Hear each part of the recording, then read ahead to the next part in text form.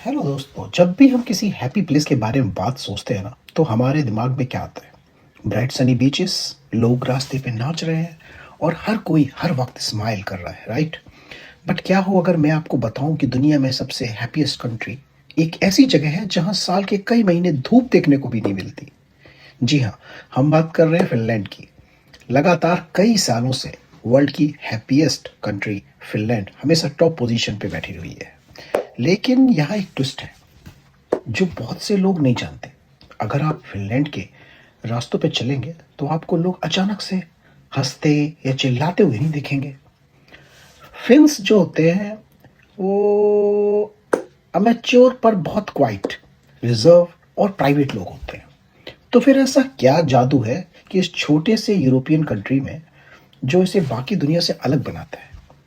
क्या इनका हैप्पीनेस इनकी वेल्थ से आता है, या फिर इनके कल्चर में कोई ऐसा सीक्रेट छुपा हुआ है जो हम नहीं जानते? आज इस डिटेल 10 मिनट्स की वीडियो में हम फिनलैंड की हिस्ट्री, इनके डीप रूटेड जो core values, mind blowing system और सबसे इम्पोर्टेंट एम्प्लॉयमेंट सिचुएशन खराब होने के बाद भी लोग यहाँ कैसे खुश रह लेते हैं, इस पूरे राज को डिकोड करेंगे। वीडियो को एंड तक जरूर देखना, क्योंकि लास्ट का सेगमेंट आपका पर्सपेक्टिव बदल देगा बिल्कुल। चलिए बात करते हैं। सबसे पहले चलते हैं थोड़ा पीछे फिनलैंड की हिस्ट्री में। आज फिनलैंड जितना पीसफुल और एडवांस दिखता है, हमेशा से ऐसा नहीं था। डिकेड्स पहले फिनलैंड एक बहुत ही गरीब पुअर कंट्री हुआ करता था, जो बड़े एम्पायर्स के बीच फंसा हुआ था। इन्होंने एक्सट्रीम पॉवर्टी, बहुत सारी प्रॉब्लम्स और सबसे बढ़कर यहाँ की एक्सट्रीम फ्रीजिंग विंटर्स का सामना किया है। यहाँ का टेम्परेचर जब -30 -40 डिग्री तक गिर जाता था, तब लाइफ जीना एक रोजाना की जंग बन जाता था। इस मुश्किल लाइफस्टाइल और हिस्ट्री के थपेड़ों से निकल के फिन्स ने एक बहुत ही यूनिक मेंटल नेटवर्क डेवलप किया, जिसे ये लोग कहते हैं सिसु। सुना होगा आपने ये वर्ड सिसु। इस वर्ड का कोई डायरेक्ट इंग्लिश ट्रांसलेशन नहीं मिलेगा आपको, लेकिन अगर आसान लैंग्वेज में इसे समझें तो सिसु का मतलब है extraordinary determination, extreme grit और मेंटल टफनेस। सिसु का मतलब है कि जब हालात आपके बिल्कुल खिलाफ हों, जब लग रहा है कि आगे कोई रास्ता ही नहीं बचा, तब भी बिना शिकायत किए खड़े रहना, चुपचाप काम करते रहना और आगे बढ़ते रहना, ये सिसु इनके ब्लड में चल रहा है। फिन्स जो होते हैं, जो फिनलैंड के लोग, अपनी खुशी किसी बड़े सेलिब्रेशन में नहीं ढूंढते, बल्कि इस बात में ढूंढते हैं कि उन्होंने एक और मुश्किल दिन पे जीत हासिल कर ली। हिस्ट्री की इसी सीख ने इनकी फाउंडेशन को जितना मजबूत बनाया कि आज कोई भी इकोनॉमिक या पर्सनल क्राइसिस इनको अंदर से तोड़ नहीं पाया। अब बात करते हैं कि लाइफस्टाइल और उनकी कोर वैल्यूज की। अगर मैं आपको बोलूं कि आप अपना महंगा आईफोन या वॉलेट किसी कॉफी शॉप के टेबल पे छोड़कर 2 घंटे के लिए बाहर चले जाओ, तो क्या आपको वो वापस मिलेगा?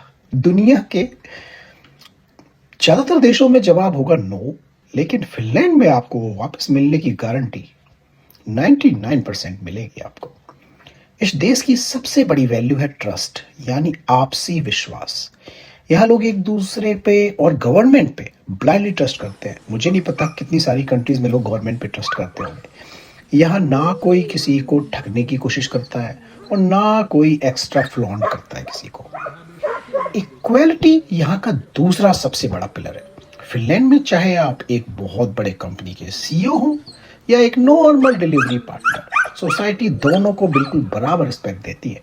किसी के पास बड़ा बंगला या लग्जरी कार है तो उसे अलग से वीआईपी ट्रीटमेंट नहीं मिलेगा यहाँ पे। इनका लाइफस्टाइल बहुत ही मिनिमलिस्ट और बोलूँ मैं तो सिंपल होता है, और इसी सिंपल लाइफस्टाइल का एक बहुत बड़ा हिस्सा है इनका सबसे पुराना ट्रेडिशन, दैट इज कॉल्ड साउना।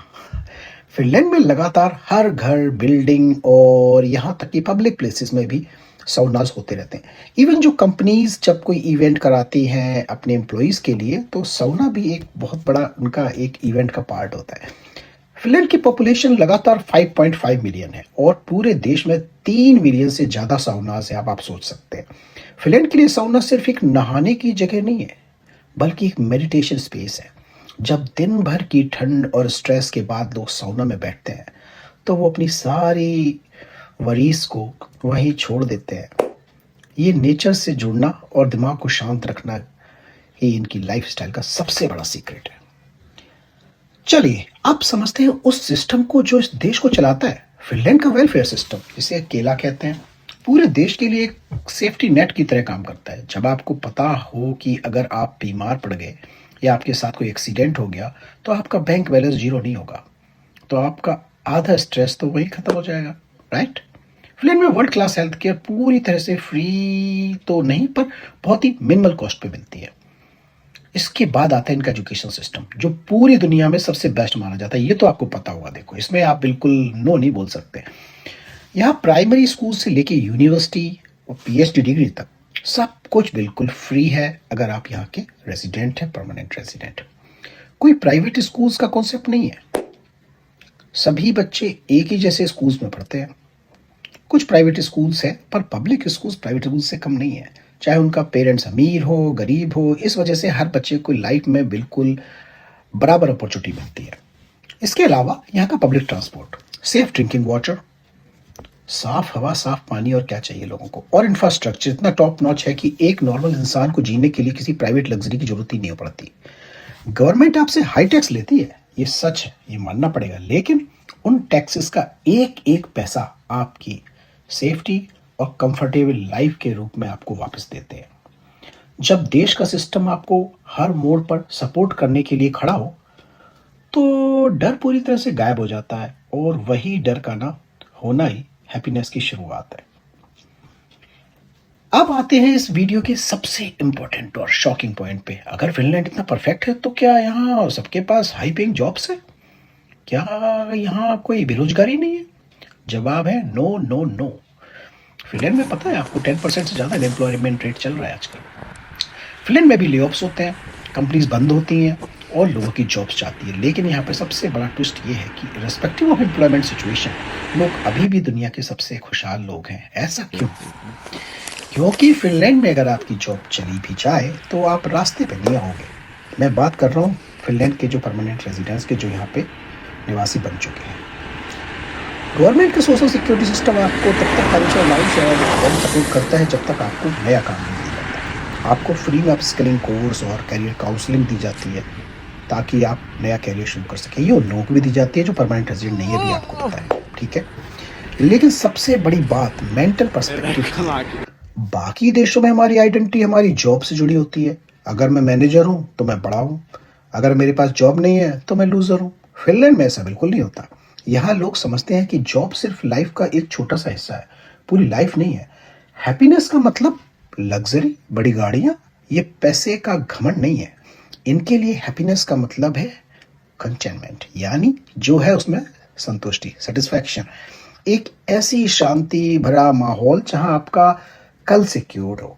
अगर आपके पास नौकरी नहीं भी है, तब भी आप अपने बच्चे को बेस्ट स्कूल भेज सकते हैं, बीमार होने पे बेस्ट हॉस्पिटल जा सकते हैं, और सेफ रास्तों पे घूम सकते हैं।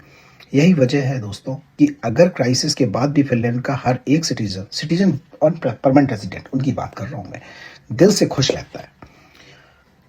तो ये था फिनलैंड का असली सच। क्या आपको लगता है कि हमारे देश में भी ऐसा सिस्टम आना चाहिए? कमेंट सेक्शन पे जरूर बताइए। अगर वीडियो पसंद आए तो लाइक और सब्सक्राइब करना जरूर मत भूलिएगा। मिलते हैं अगली वीडियो में, तब तक के लिए कीतोस एंड गुड बाय।